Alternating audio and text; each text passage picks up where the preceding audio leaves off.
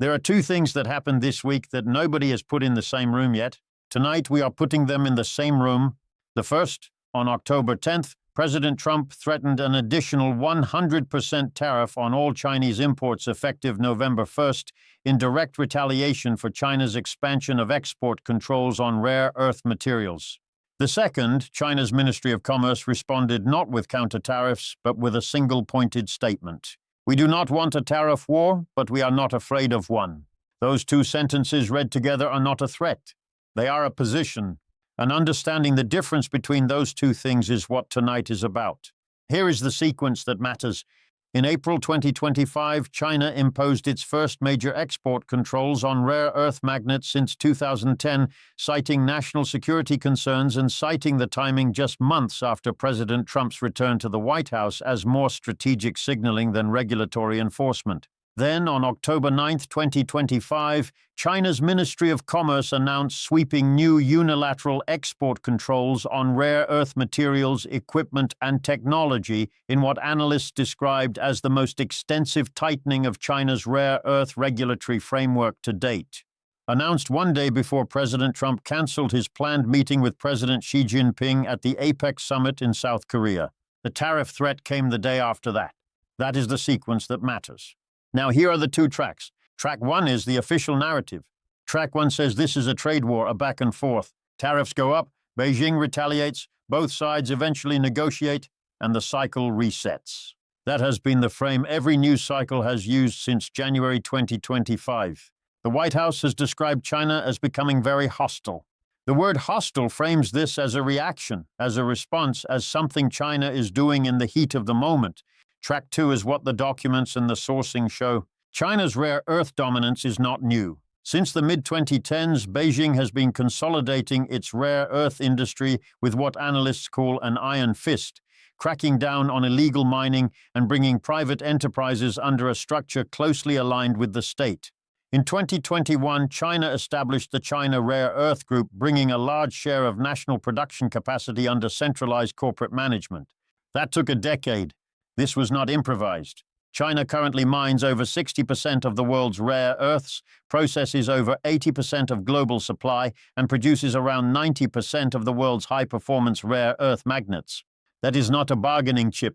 That is infrastructure, and Beijing spent roughly a decade quietly building it before it ever used it as leverage. Here is where Track 1 and Track 2 diverge. Track 1 frames the October export controls as China's response to Trump's tariffs. Track 2 shows the controls were years in the making. Beijing did not need a complete embargo. A small selective licensing measure was enough to remind Washington that independence remains a long way off and that decoupling cuts both ways. That is the finding of a December 2025 analysis from the S. Rajaratnam School of International Studies named that plainly. This was not a reaction. This was a deployment. There is a difference. The new controls announced by China's Ministry of Commerce introduce what legal analysts at Mayer Brown described as a Chinese version of the United States Foreign Direct Product Rule, extending Beijing's jurisdiction to foreign companies whose products use Chinese-origin rare earth materials or technologies, covering any product containing 0.1% or more by value of Chinese-origin rare earths, regardless of where that product was manufactured. Read that last part again. Regardless of where that product was manufactured. Analysts who reviewed the measure described it as transforming rare earths from an economic asset into a geopolitical instrument and said China's targeted export controls were, in their words, warning shots, not full embargoes. Proof that Beijing can calibrate pressure with surgical precision. That is Track 2. Now here is where those two tracks collide for real people. The 2025 rare earth controls hit where the United States is most exposed. High-performance magnets used in electric vehicle motors, wind turbines, and advanced weapon systems. Those are not abstract supply chains. Those are factories in Michigan and Georgia and Texas. Those are defense contractors supplying the Pentagon. Those are the electric vehicle manufacturers the Biden administration spent years incentivizing through the Inflation Reduction Act. Facilities that depend on processed rare earth inputs that right now only one country on Earth controls at scale. According to the International Energy Agency, China controls 60% of global rare earth production and 90% of global refining capacity. These critical minerals go into everything from jet engines and radar systems to electric vehicles, consumer electronics, and laptops.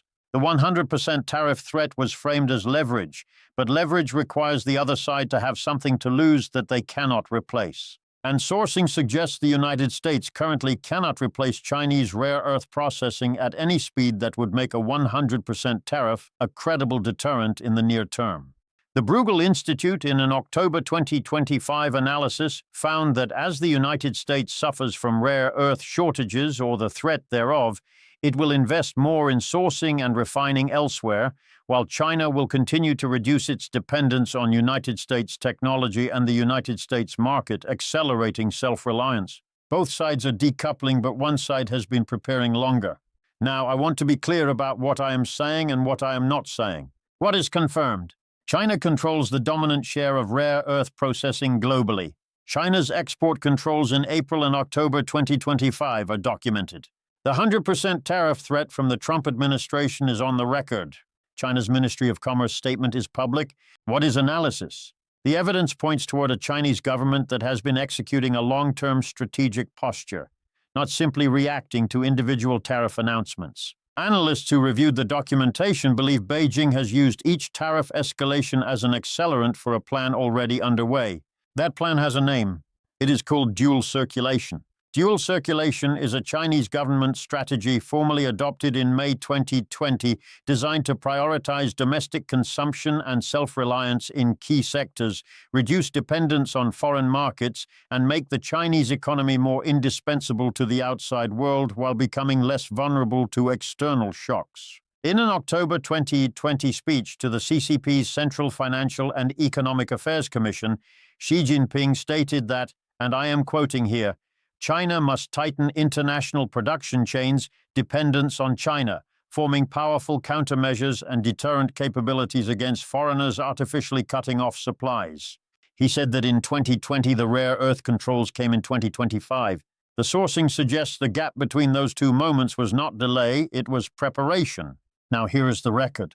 China's Commerce Ministry, October 12, 2025. Frequently resorting to the threat of high tariffs is not the correct way to get along with China.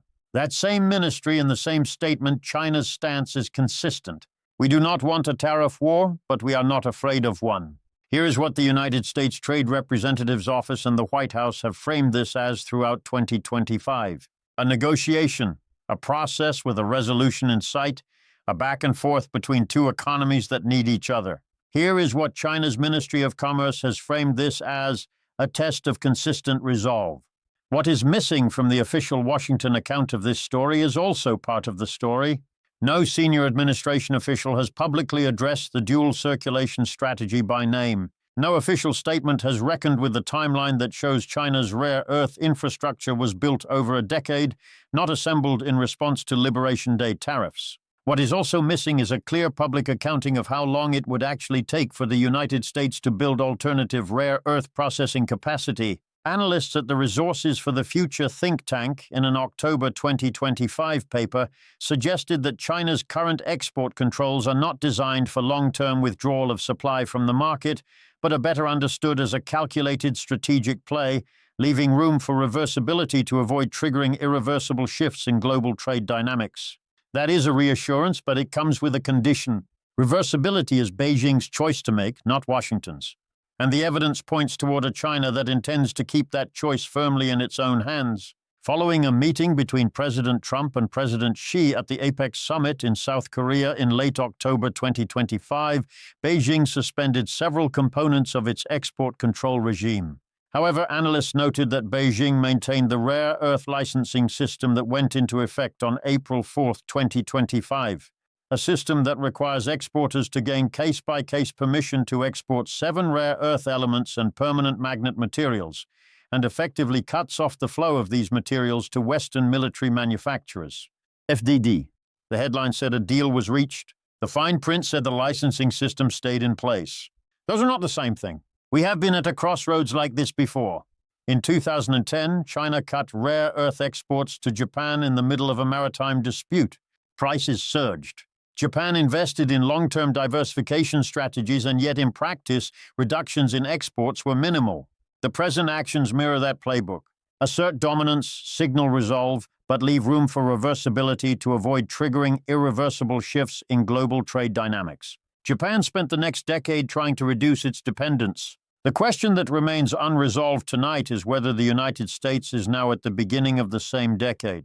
What happened then matters for understanding what could happen now. So tonight we are asking you, do you believe the United States has a credible strategy to reduce its dependence on Chinese rare earth processing in the next 10 years?